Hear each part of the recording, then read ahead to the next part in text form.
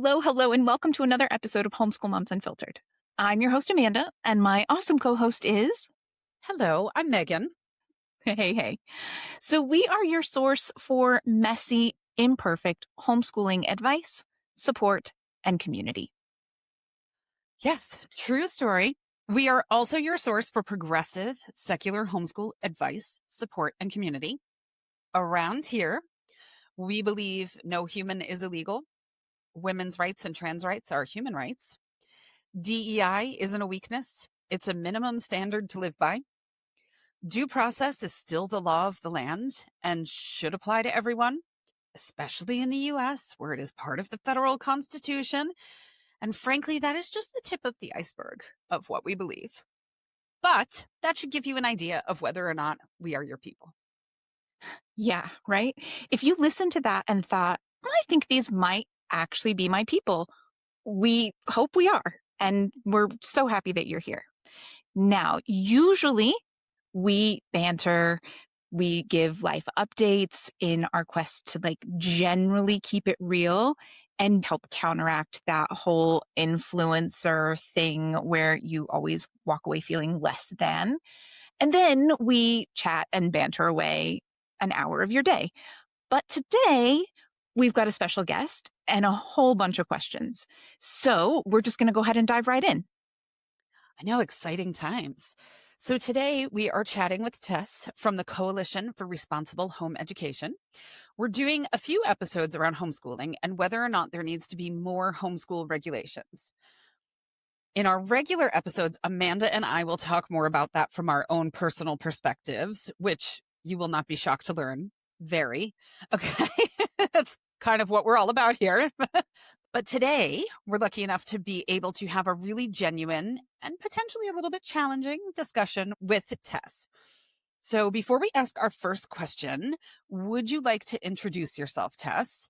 And if I could add to that, I'd love for you to include in that, which you probably would have anyway, but just in case, a little bit about your own homeschool journey, because I feel like that gives the audience a little bit more perspective in the whole kind of consider your source way. So welcome, Tess. Would you tell us a little bit about yourself? Yeah, thank you.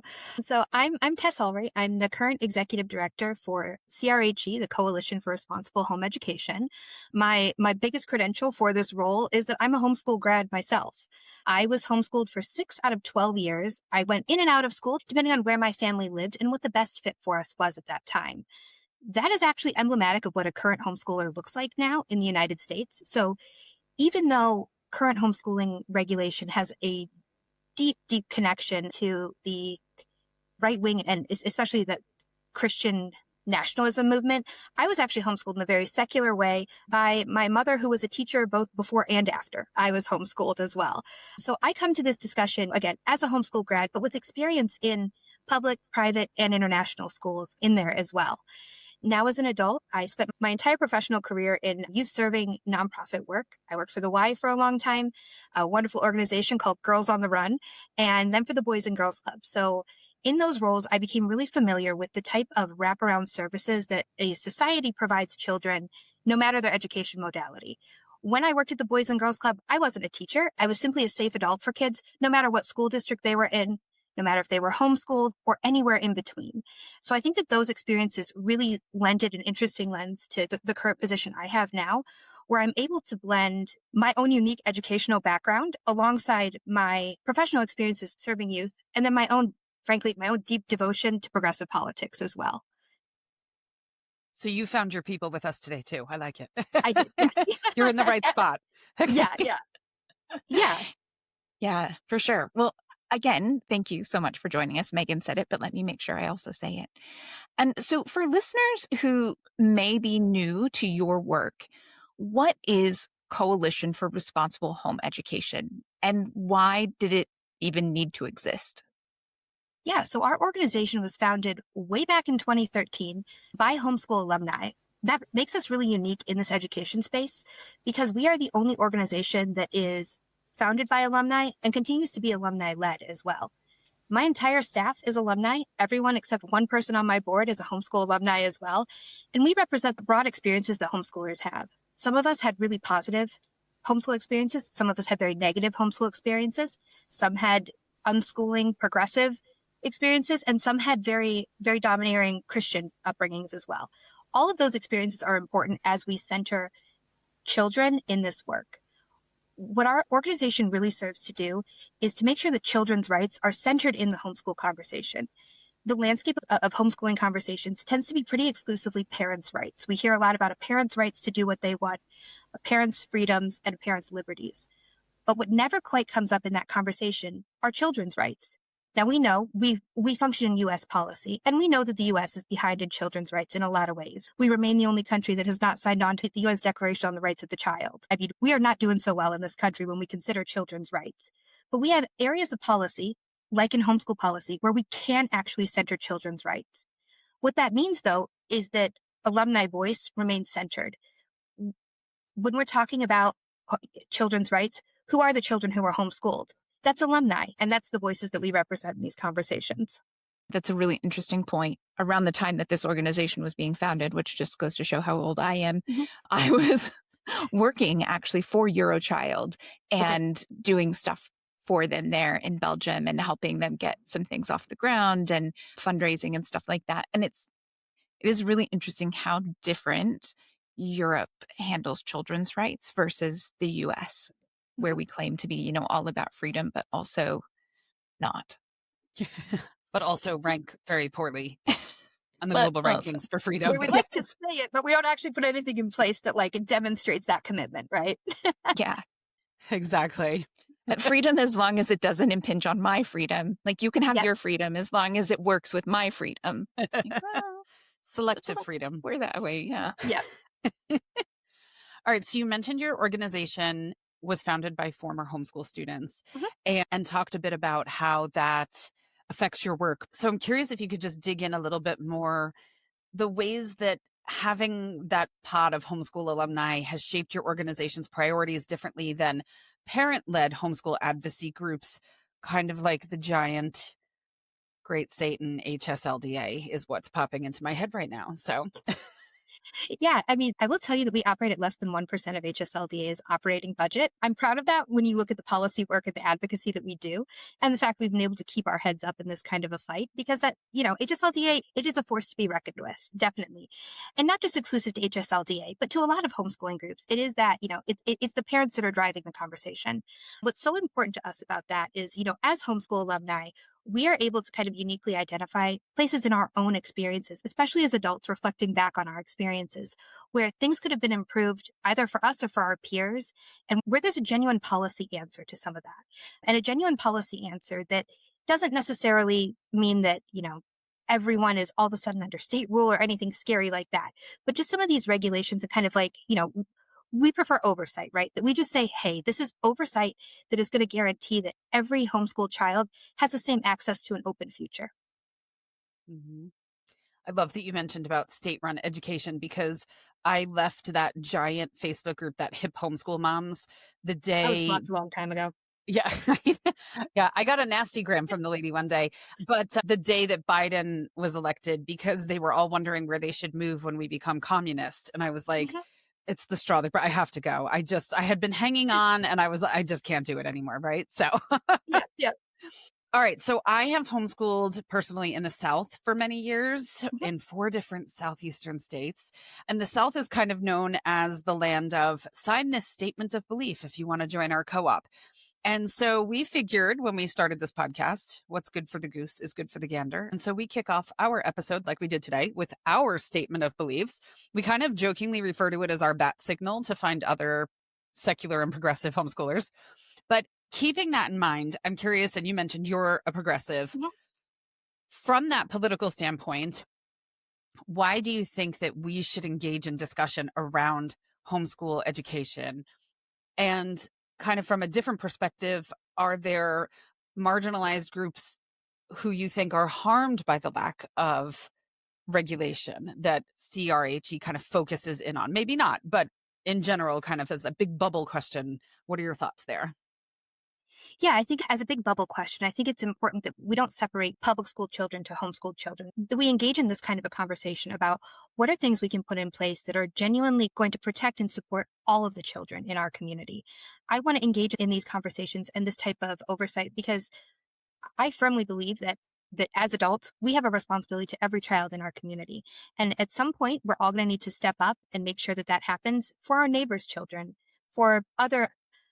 I should put this in my intro. I have two kids of my own. I have a 7th grader and a 3rd grader. I'll give their grade levels because they do go to public school.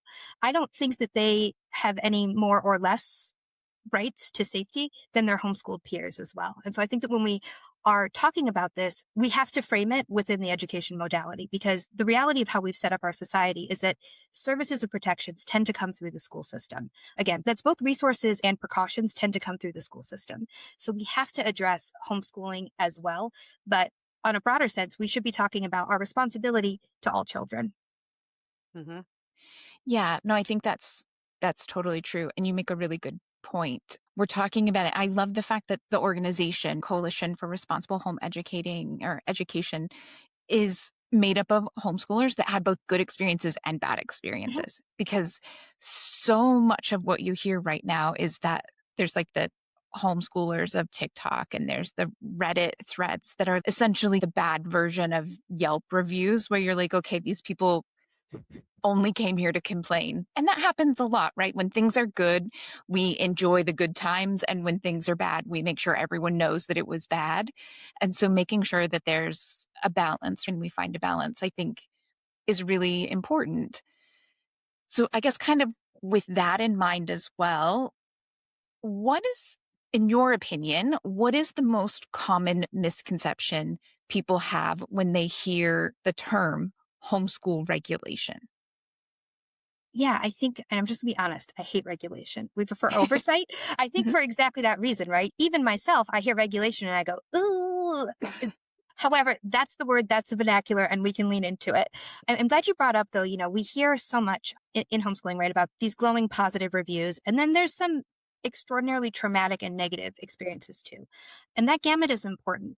One thing that's important for us in these oversight or regulation conversations is making sure that we can accurately represent that full spectrum through data as well. So what I'm particularly proud of that our organization does is novel research that includes the good, the bad, and the ugly of homeschooling. We can't have genuine conversations if we are ignoring those terrible, terrible outcomes. We also can't have genuine homeschooling conversations if we're focused the other way, right? It's so important that we're able to sort of, sit, and understandably, sometimes these are uncomfortable conversations too to sit with, right? But we need to be able to sit with that broad depth of experience. And so when we're talking about regulation and oversight, what we are trying to do is bring everyone together so that the worst of the worst doesn't happen. Our goal is never going to be, and I would be challenged to find a lawmaker whose goal was ever going to be that they wanted to control every single thing happening in your home, that they wanted to dictate exactly what you were saying. But I think it's important to have that kind of spectrum of understanding in that. And so our goal in oversight truly is to make sure that the worst of the worst can't happen, as much as we have a responsibility to. Yeah, because the worst of the worst, we've heard those examples, and they're bad, right? It's just outright abuse. Protecting abusers is, how can you come out and say, I want a progressive society and I love children and all of this and equality, but I want to protect abuse. And unfortunately, that's a lot of what happens right now in the homeschool space. So that's the tough part. That's the tough part. And I think it's also important for someone like me to be able to come in and have these conversations with you. I'm not the product of abuse or neglect. However, I do share some commonality because I am an alumni and I share that same educational upbringing. And so I can speak to that and advocate, and that's an important space to hold. So thank you for holding it, because I know it's not an easy thing to come to us with. I know. It was like, should we do this episode? Because it's going to be a lightning rod, right? We're kind of like, the more lightning rod, the better at this point. Like, let's have the hard conversations because somebody has to hold them. Okay. So part of the path of how we got to Tess is there was an article in the New York Times talking about homeschool regulation that got posted in one of the Facebook groups that I'm in, as in, can you believe they want to regulate homeschooling? This is ridiculous, blah, blah, blah. Here's this New York Times article. And so I read the article, and that led us to Tess. The article was based on a new book that was coming out by a man named Stephen Merrill Block. He wrote a book called Homeschooled, a Memoir. It's now a New York Times bestseller. It's a relatively new book. It only just came out a little bit ago. And is it not a New York Times bestseller, Amanda? Did you Google it? Am I wrong? Oh, it is. Yes. No, Oh, it okay. is. My face was because I don't think it deserves being a New York Times bestseller, but that's a whole other story and Oh, okay. conversation. Gotcha. Sorry. No, that's okay. I was like, did I Google it wrong? Okay. It's a New York Times bestseller. Jenna Bush Hager is doing it. I didn't know Jenna Bush Hager had a book club, but hey, okay. We love a good book club. We have one too. So Amanda and I will invariably talk more about this next week. We're going to debrief more on this topic. So I won't go too deep here, but if you look at the reviews online for the book, a lot of homeschoolers come out and attack the book going, this isn't about homeschooling. This is about mental illness, because this person had a really, really difficult homeschool experience. And we'll talk more about that in our next episode. So while there's definitely the case that his mother suffered from mental illness, my question is, in a case like that, where does your organization envision drawing the line between government overreach and child protection? Like, obviously, we don't want the experience that Stefan describes in his book. But at the same time, like, I suffer from anxiety. I talk about it on the podcast all the time. And it's like the core of my personality at this point. I take medication for it. I don't mind talking about it. So like, who's going to say that I'm not too unstable to homeschool my kids? Where does that line get drawn safely? Yeah, I think that with that, what's kind of interesting about some story there is some of that isolation and frankly the codependency that occurs then between him and his mother, that is kind of unique to his homeschooling experience in that case. Had he been in school, that would have been profoundly different. And for Stefan, it was important. He named his book Homeschooling. So it goes back a little bit in our case to centering that alumni and that survivor experience. If that part of his connection with his mother, the connection of her as both his parent and his educator, was important enough for him to call it homeschooling, we know there's a link there, right? Mm-hmm. I would say that in a lot of the policy that we advocate for, an experience like Stefan, there would have been a couple key pieces. Again, this isn't what we recommend in terms of policy, where that would have been a little bit different. Some of the recommendations that we have around assessment would have improved Stefan, especially as he was going into high school and realizing, one of the most poignant things I think in his book was when he had that description about describing the philosophers to his teachers, right? Mm-hmm. Had he been held to the same standardized assessments that other children in Texas were, there would have been an educational gap that would have been identified, and there would have been more conversation and resources that would have happened. And I have to believe those conversations and resources would have improved Stefan's experience, but they had to have improved his mother's too. There's an amount, when I read that book, an amount of my heart as a mother myself that kind of goes out to his own mother. Of course. She was in a difficult position as well. And so I think that it's always a yes and with these kind of conversations. And so a lot of the oversight that we recommend just connects children to more resources, and parents benefit from that too. Yeah. Yeah. Because my thought is, when I read the Amazon reviews, I'm like, yes, the book is about mental illness, but it affected the kid's entire life. And because he was with her 24 hours a day, 7 days a week, they're connected, right? You can't single it out and say this has nothing to do with homeschooling. I'm like, it has everything to do with homeschooling. But who's to say then that anybody who has mental illness can't homeschool? That's where I get like, who's making these decisions, right? Who's kind of drawing these lines in the sand and saying like what is and isn't okay when it comes to regulation? Yeah, and we have specific recommendations. We call them parental qualifiers. I understand that's a scary word, but it is the reality of what we recommend. Some of our recommendations around parental qualifiers, we do recommend that parents who are convicted of crimes against children are not allowed to homeschool. Right now, there's only 2 states that restrict that, and there's essentially valves where they can remove that if possible. There's also only 1 state that if a child is in the middle of an active substantiated CPS investigation, that they're protected from being homeschooled. And the reason I say that is a red flag for some of these really terrible outcomes we talk about. If a family is being actively investigated by CPS and they're frustrated with the fact they're being investigated, they yank their kid out to homeschool. We call that non-purposeful homeschooling. It's not a good thing.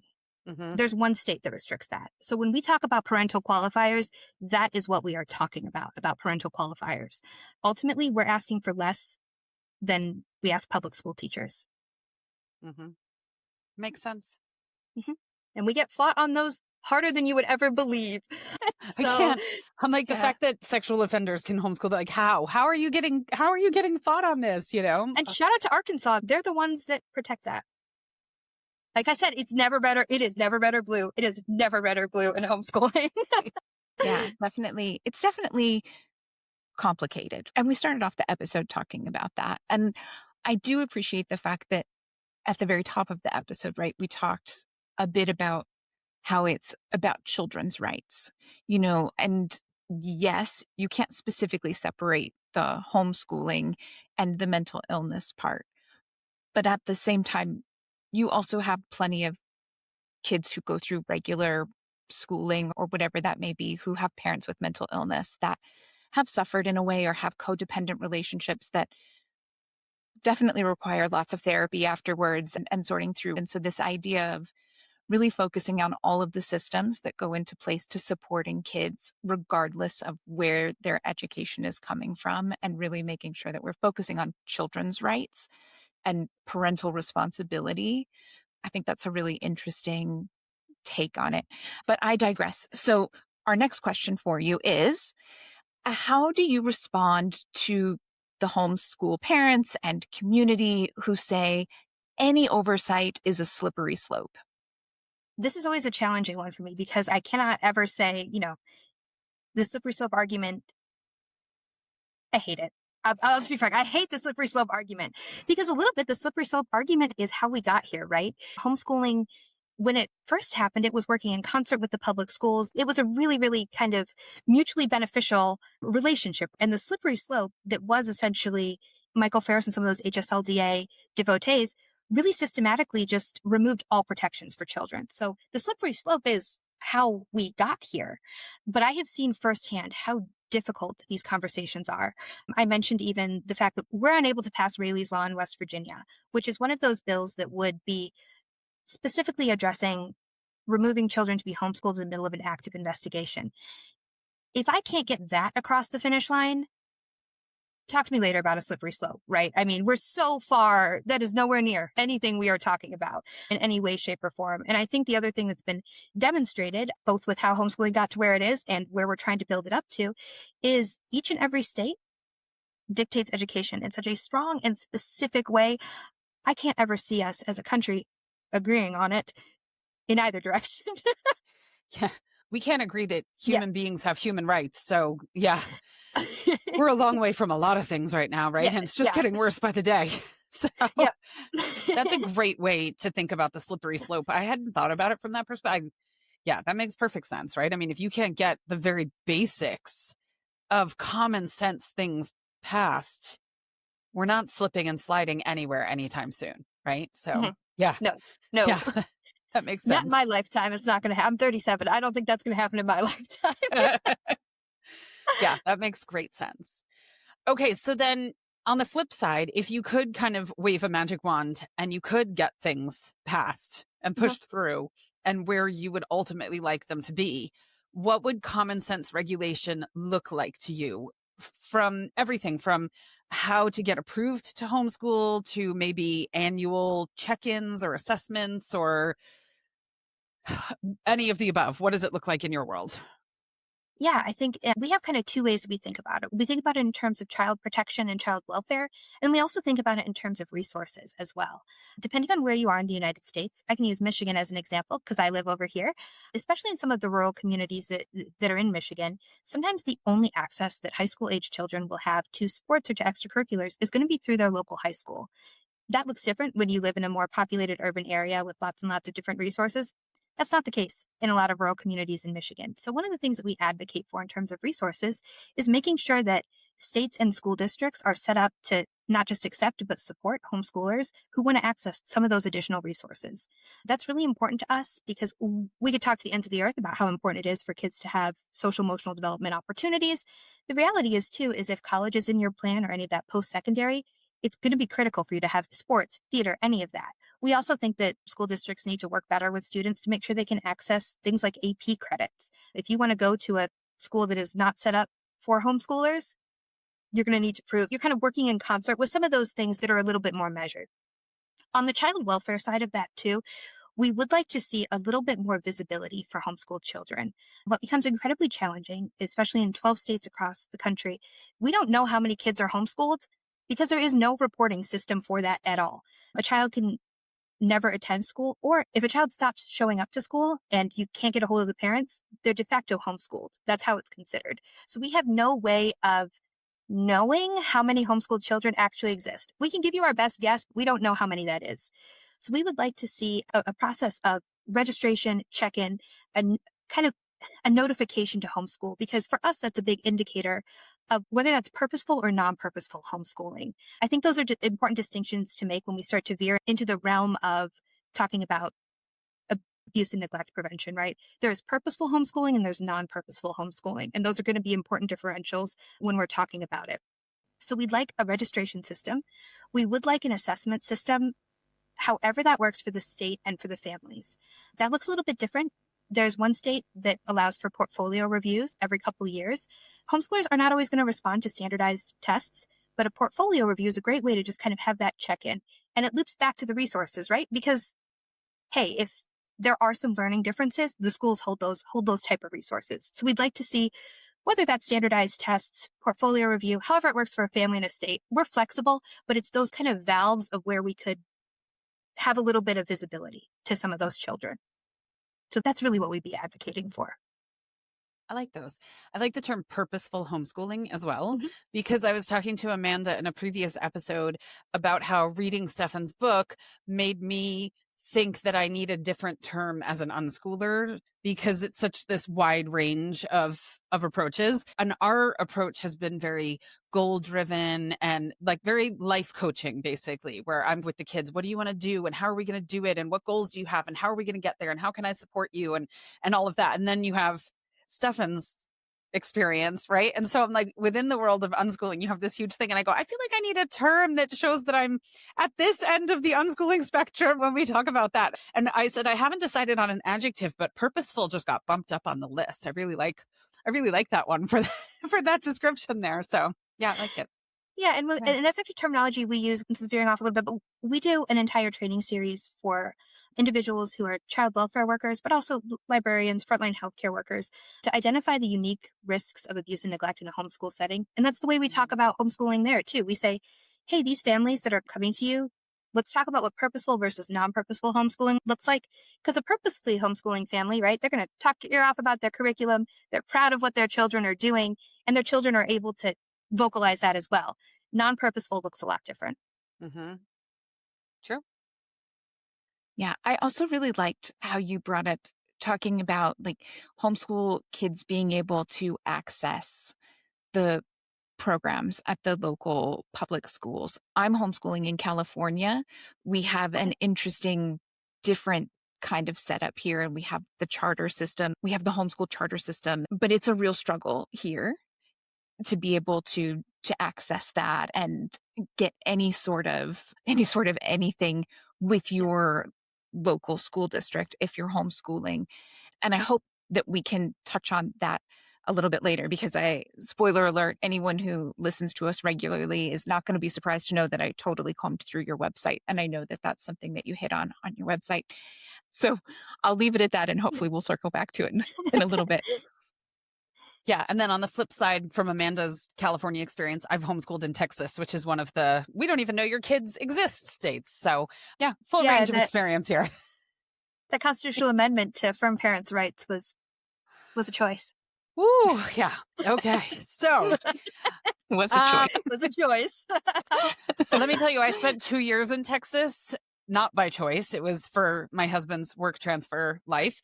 And there were a lot of choices made there. So yeah, it was a long 2 years. Okay. Yeah. So invariably, people are going to make the argument against everything we've said so far in this episode that abuse happens in the public schools too, or not so much that it's necessarily happening in the public school system. It is, right? But that's not the entirety of what we're talking about. There are also instances where children are being abused at home and it's not caught in the public school system. And so a lot of times that's an argument against homeschooling, is like, well, who's keeping an eye on these kids? And then, of course, we hear horror stories about kids who go for 12 years and no one picks up on the abuse that they've experienced at home. And in fact, we've talked a little bit on social media about the fact that we have this episode coming up and that we were going to be discussing this, and we've already gotten, abuse happens in school too, or, the school system doesn't recognize abuse either. So stay out of homeschooling. So how does that look in your world? Yeah, really familiar with that. And yes, child abuse happens everywhere. It's an uncomfortable thing to sit with, again, no matter the education modality. One way that we phrase it is it's not an either or question, right? It's a both and. It would be irresponsible for us to ignore child abuse within the homeschool setting until we've somehow miraculously solved it in the public school setting. And that sometimes seems to be what people want us to do. Our organization focuses on homeschoolers. There are organizations doing incredible work addressing child abuse in other places. Our calling is in homeschooling. So yes, that is where we focus. Homeschooling is not free of abuse and neglect. Public school is not free of abuse and neglect. It is the reality. So I think that the place it becomes harder to sit with is, again, we're talking about our own kids. I have kids as well. I know it's unique when we're talking about that versus maybe how a teacher would interact with that. But I think it goes back to the responsibility that we have to all children, every education modality. As a public school parent myself, I don't necessarily think that there's a moral high ground. Just because someone homeschools, that doesn't necessarily mean that they're a better person. Because I send my kids to public school, it doesn't mean that I'm a worse person. We're all parents, and these are all kids. Yeah. That's the easiest way I've ever heard someone define that. Yes, it's happening here, but it's also happening there, and none of it's okay. We need to address it. There's no acceptable percentage. There is none. Mm-hmm. Yeah.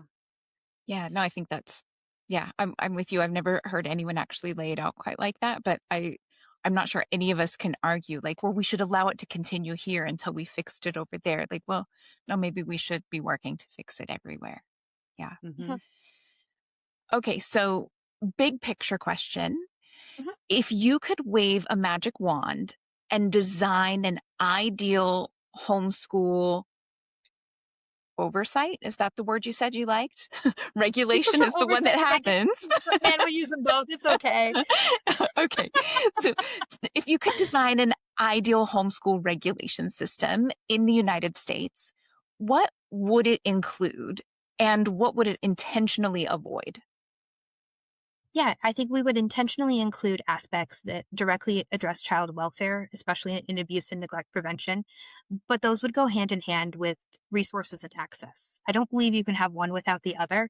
And whenever we're proposing policy or legislation, there's aspects of both of those that go hand in hand. In terms of intentionally avoiding, people choose to homeschool for a variety of reasons.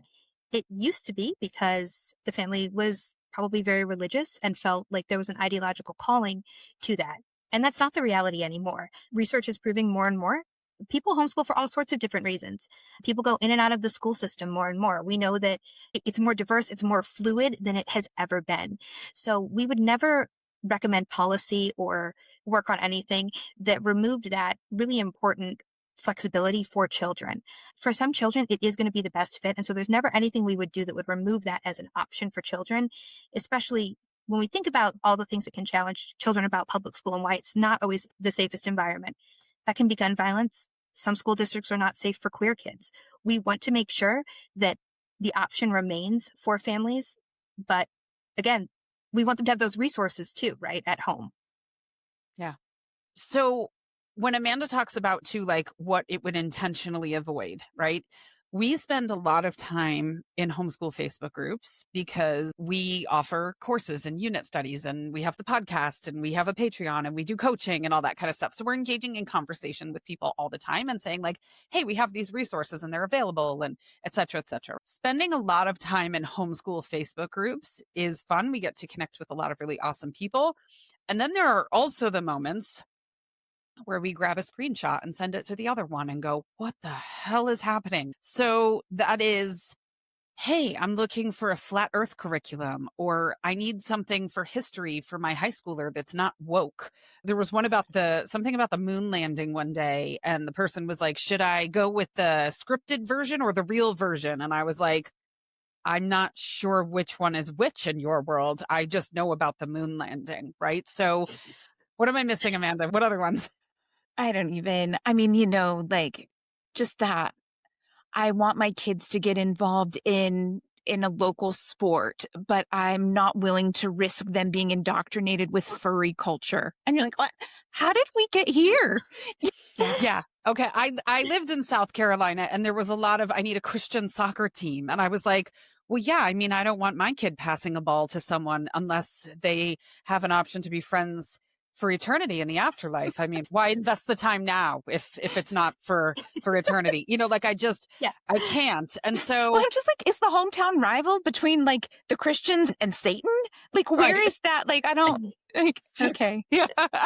Um, I mean, we survived like this past year, right? We passed quote unquote Columbus Day. Anybody have any good resources for Columbus Day? And every comment section turns into a whole, you mean besides the fact that he was a rapist and a murderer? And then other people are like, stop rewriting history. And I can't. And so in your world, it's like, we've talked about abuse, which obviously is the top level thing. And you're like, we need to solve abuse. That needs to be the big thing first. But as we're watching our society crumble and our democracy crumble and the lack of critical thinking skills that have gotten us to this point, I mean, you watch these debating shows where people come on, and there was one the other day where somebody said they couldn't vote for Kamala because she was a prosecutor. And the debating guy goes, well, so you voted for a felon? And he was like, well, that's a matter of opinion. There's no proof on that. And they're like, no, he was convicted beyond a reasonable, he is a felon. And they genuinely don't know, right? Like, or choose not to believe or whatever is the case. And so how do we as a society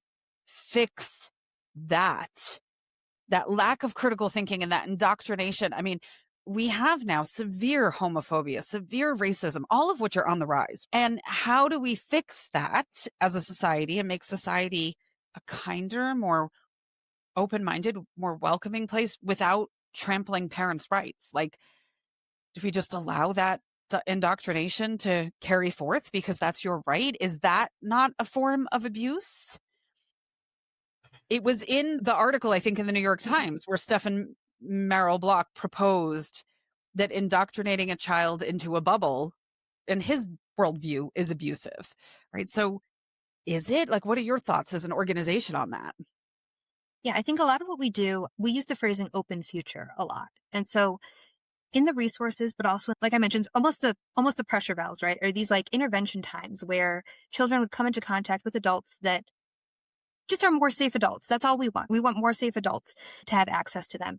Ideally, we are making it possible to have an open future, because if children themselves are never exposed to anything other than what their parents say, we know what's going to happen next. And so the more opportunity we can offer for that open future, for those different viewpoints, is going to move us along in that direction.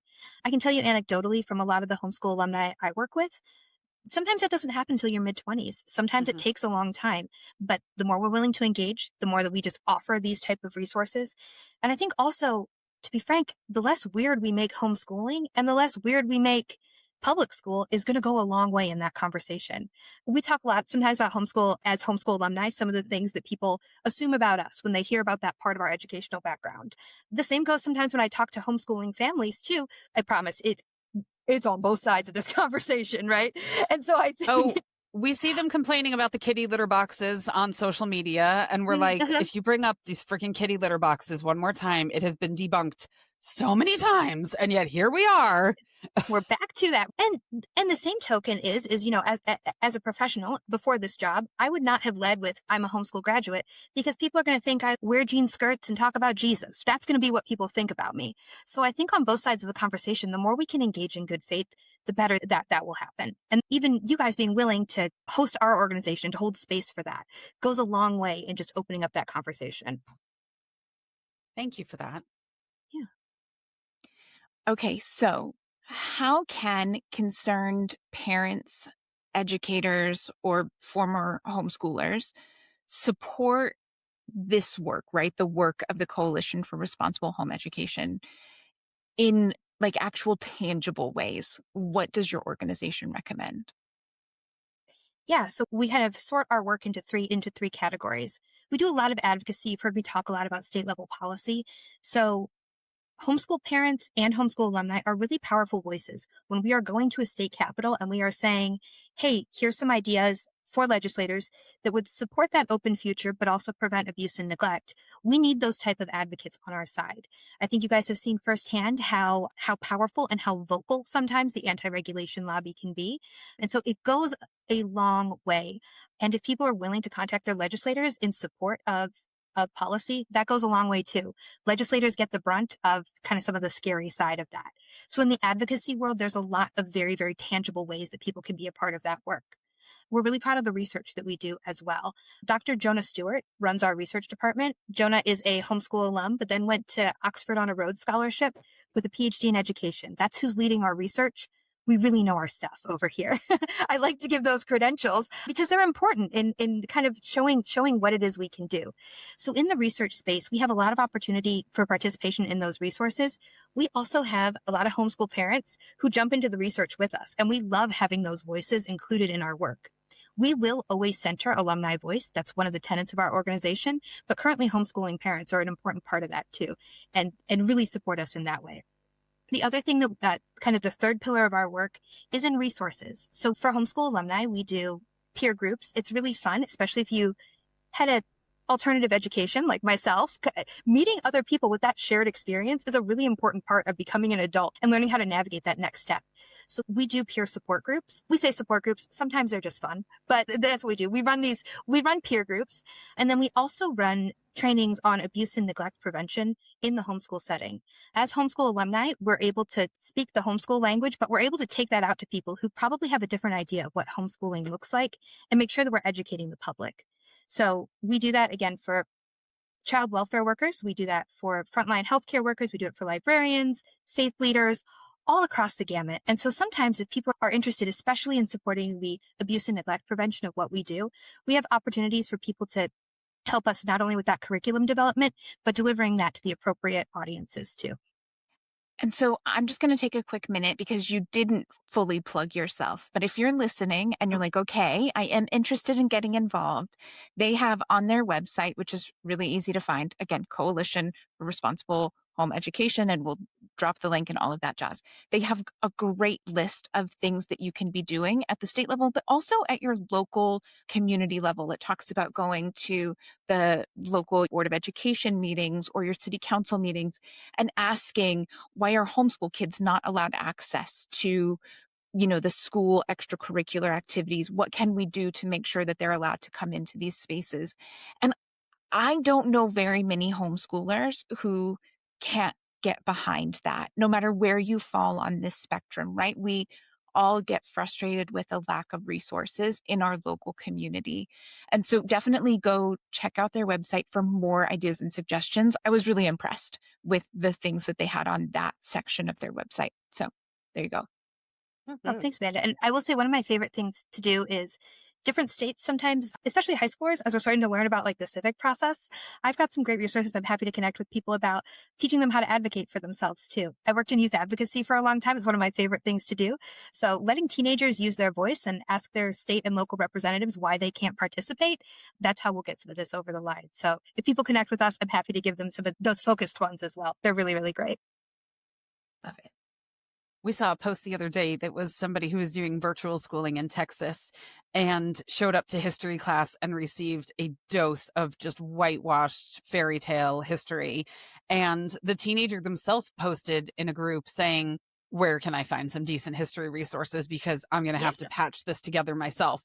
And we put out resources. We were like, we'll be happy to give you what we have. I mean, we typically sell our stuff on Teachers Pay Teachers, but I'm like, this is a kid who's going to change the world if they're doing this at this. We're like, whatever you need, you just let us know. Here you go. Right. Yeah. Exactly. Yeah. Yeah. Yeah.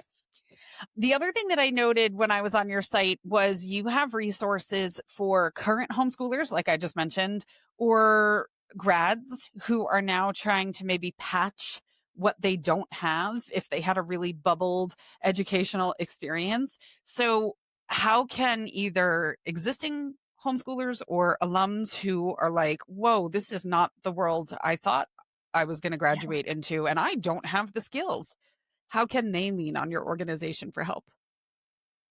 Yeah, I think that, so we have we call it charting your own course, but it specifically addresses homeschoolers who had some gaps in preparation for adulthood and maybe a worldview that wasn't as open as we talk about. So those resources are available on our website. We're plugged into social media as well.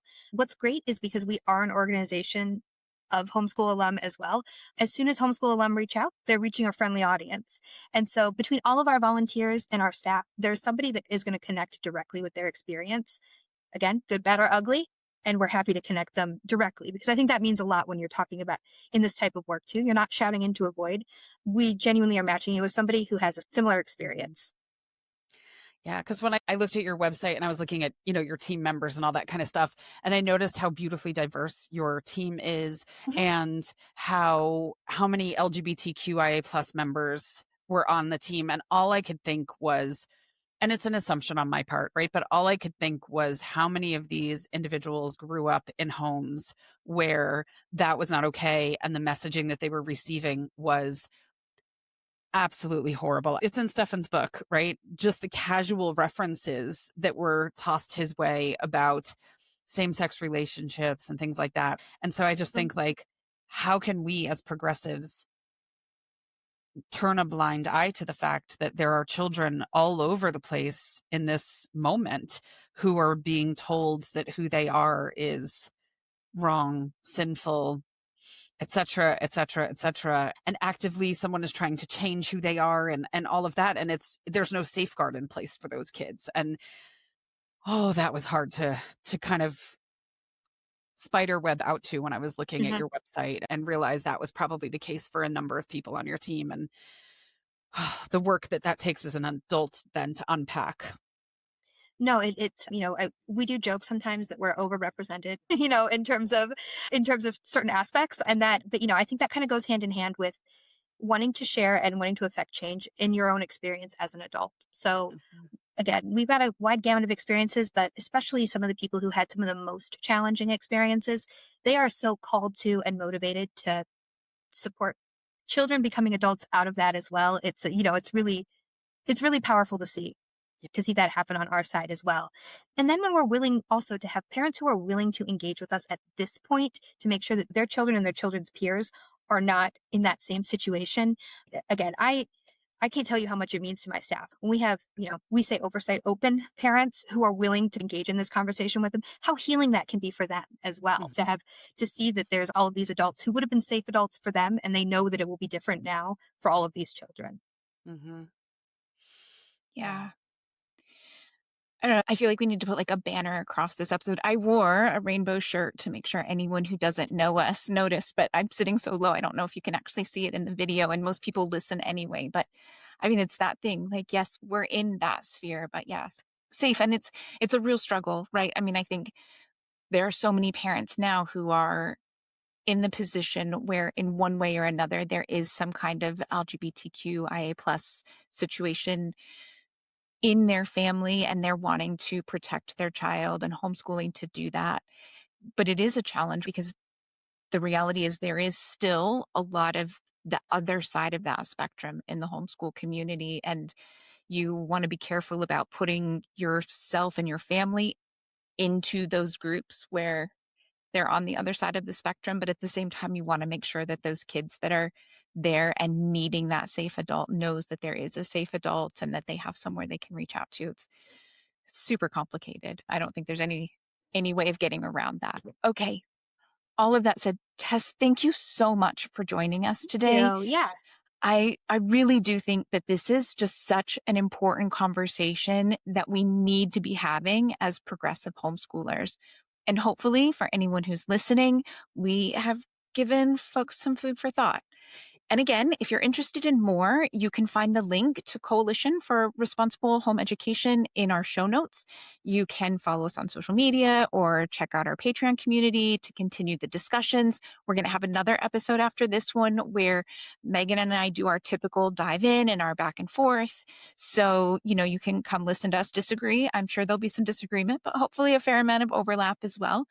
And we'll be sure to drop the links to all of those things in the show notes. So wherever you're listening or watching, you can find that.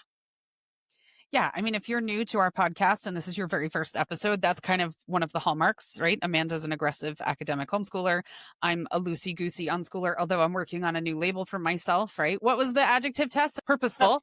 Purposeful. Yep. Purposeful versus non-purposeful. Yeah. That might be my new adjective. I'm not quite sure yet, but that's kind of our thing. We can disagree on plenty of stuff when it comes to homeschooling, yet I can still be thrilled for Amanda's kiddo's success and she can be happy for my kiddo's success.